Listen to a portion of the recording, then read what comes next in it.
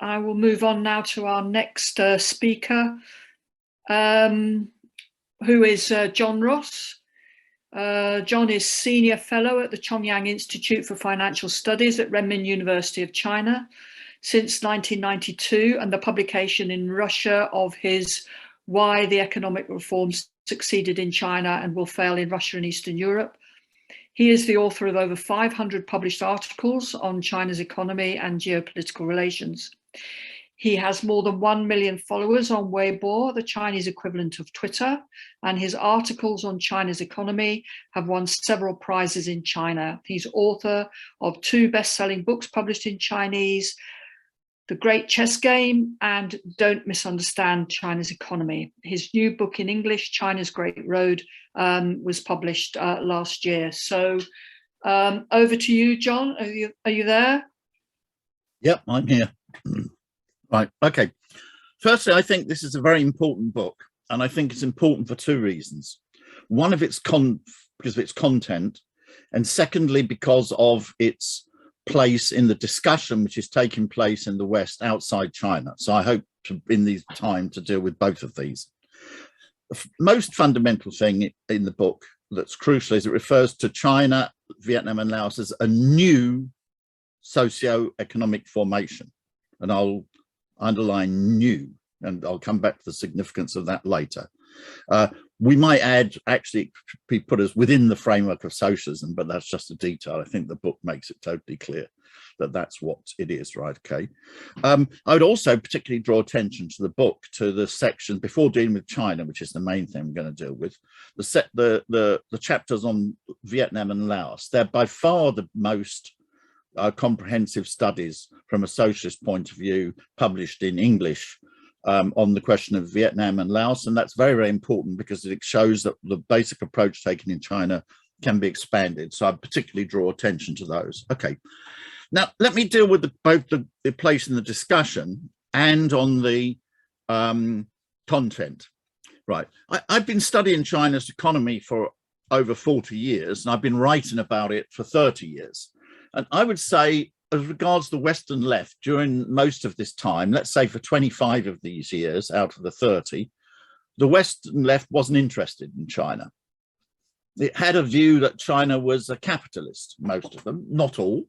There were a few people that didn't. To give them their due, for example, the Party for Socialism and Liberation in the United States was very clear that capitalism had not been restored in China. They thought it was a danger, etc. So not everybody.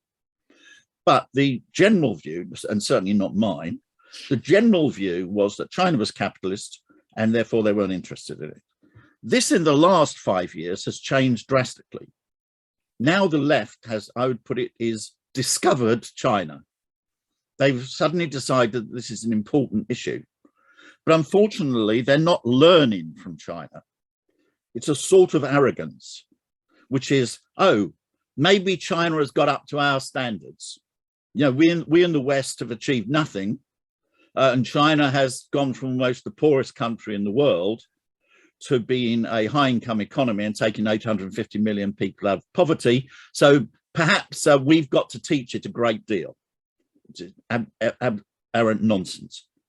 The main thing that the Western left has got to do is learn from the astonishing achievements of China. And I would say, unfortunately, that what is presented as, even amongst those who've now discovered China, is not China.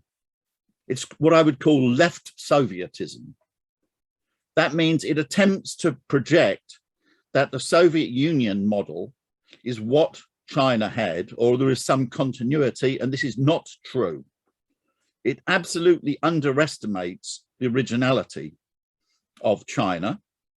That is a new socio-economic formation and what are its tremendous achievements. Now, in order to do this, the left is forced to falsify things, to say things which are not true. For example, I won't name names because I don't want to attack individuals. I want to deal with ideas.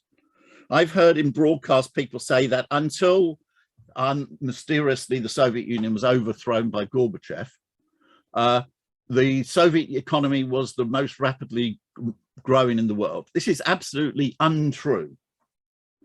By the mid-1960s, the Soviet economy was growing no faster than the average for the world economy.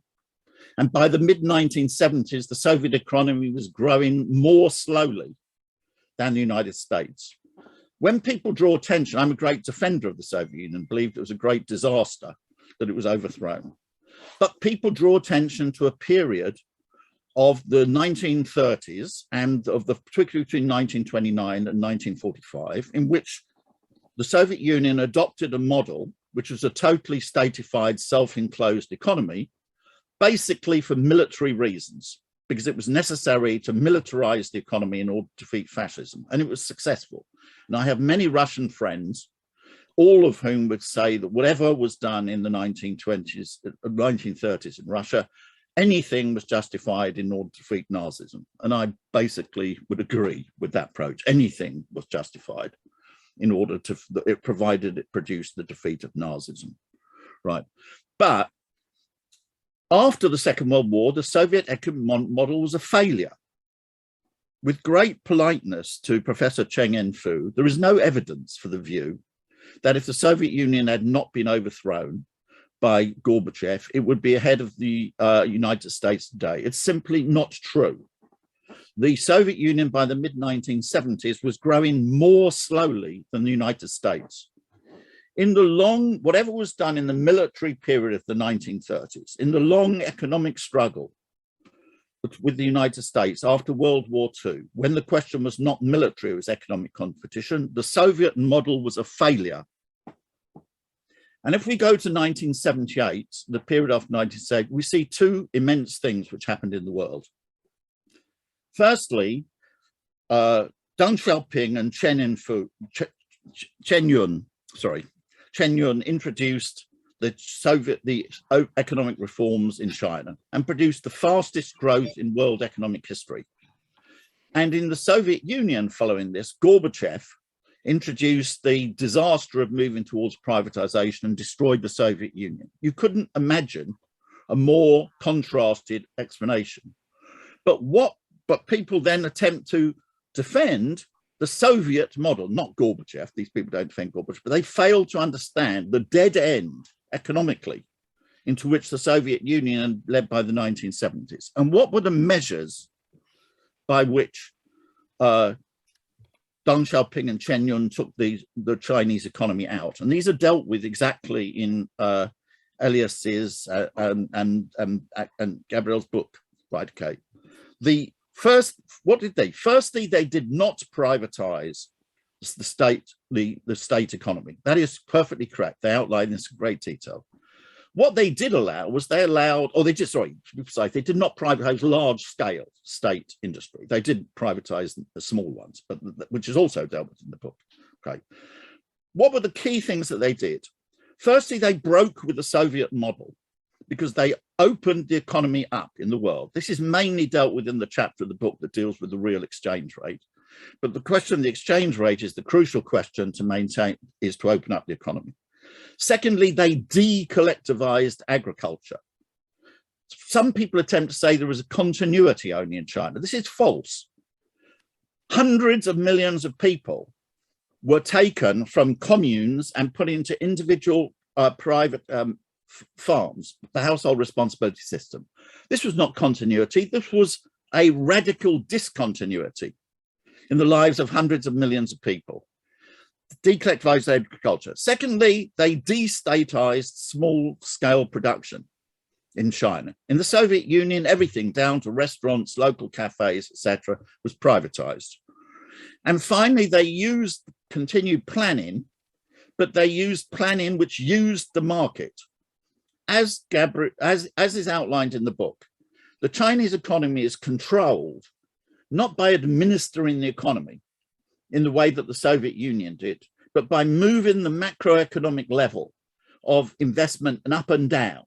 This is very good. It precisely indicates the difference between the dominant mode of production, as they would put it, that is the one which controls the economy, and the prevalent one. The majority of the Chinese economy is not state-owned, but 40% of its investment is state-owned. This investment is concentrated in the largest companies and it dominates the economy. So finally, just to try not to overrun my time, The crucial thing, and this is the book is an important part of this, the Western left has got to learn from China. It's not got to think that what it's got to do is teach China.